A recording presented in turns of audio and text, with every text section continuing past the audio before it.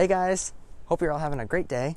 So today I have an interesting spring project to work on. So I have a couple pots that I'm going to work on. I'm at my mom's house right now, and actually I can show you from right here. So front door right here, and then there's these two pots. So they still have their fake Christmas trees. They actually have some lights on them. I don't know if I could show you. They're like maybe 4 foot, no, they're definitely not 4 feet, maybe like 3 feet Christmas trees, something like that. And then they're nice little pots. I'll flip it around so you guys can see it. So this is a nice pot that we got from Lowe's last year. It's not an actual cement pot, but it's it still looks pretty nice. So we've had these pots in here we've had the trees in there rather, for the winter season, but you know, it's March now. It's kind of time to get rid of them. So what I have for both of these pots is, and then there's also this pot down here. It had like some grass in it. You can see there was like some ornamental kale. Not anything super interesting, and the kale didn't seem to make it through the winter, but it does have our little LED spotlight in here, because we can have a spotlight here at night. So I like to try to cover that as much as I possibly can. So what's going to be going at least in these two pots for now. I'm not sure if I'm going to be able to have enough plants for that, but you could see right here I have these two Hellebores, and if I show you the tag, they're called Hellebore Champion. Oh, let's get it to focus. Okay, so it's called Champion. These ones actually get on the larger side. There were 3 different varieties they had at the garden center that I went to. These ones get 18 inches tall by 18 inches wide. So they actually are like on the larger side for Hellebores. Zones 5 through 9, so we're zone 6, so they should be totally fine. So what I'm going to do for these is I'm going to plant these in those 2 containers like as the centerpiece, but because they're perennials, I'll then plant them somewhere in the yard. I don't know exactly where I'm going to plant them yet, but anyways, they're really, really pretty looking, and they're like one of the first things to emerge in the springtime. And you can see that this particular variety, they have kind of like a greenish yellow color, and then they've got like pink on the back and then some pink on the other flowers. When they first open up, they're more of that greenish color, and then they age to kind of that pink. So they're not super big right now, but I think they're going to grow into their spots pretty well. And I know that the leaves don't look the absolute best, but there's some new growth at the bottom. So they look like they're going to do pretty well. So I'm excited for these. I've never grown Hellebores before, but I've heard really good stuff about them. And then to fill in with other stuff, I have 4 different types of pansies. So I don't know if they all have tags. Actually, I don't know if any of them actually have tags. But just 4 different varieties. So that's what's going to go inside those 2 pots. If I have enough pansies, I'll put some in there. But at least we'll get those 2 done for now, and that'll be it.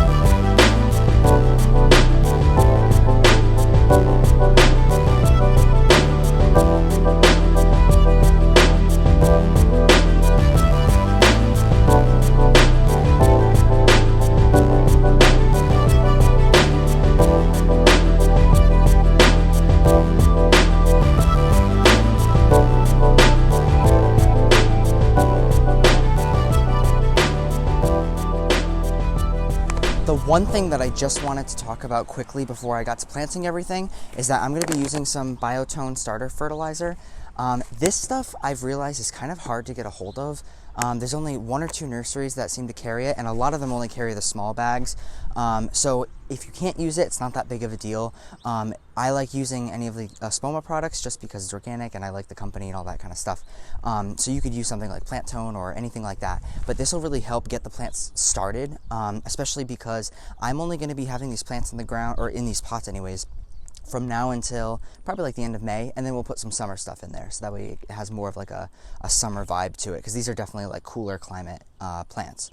So, but this will help in the couple months that they'll be in there, and then when I transfer those hellebores into the ground, I'll give them some more of this starter fertilizer, because this particularly helps with the root systems, so they could get some really good root systems now, and then they can have nice flowers for the next couple months.